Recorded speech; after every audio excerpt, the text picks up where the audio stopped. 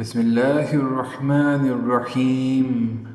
آمن الرسول بما أنزل إليه من ربه والمؤمنون كل آمن بالله وملائكته وكتبه ورسله لا نفرق بين أحد من رسله وقالوا سمعنا وأطعنا غفرانك ربنا وإليك المصير.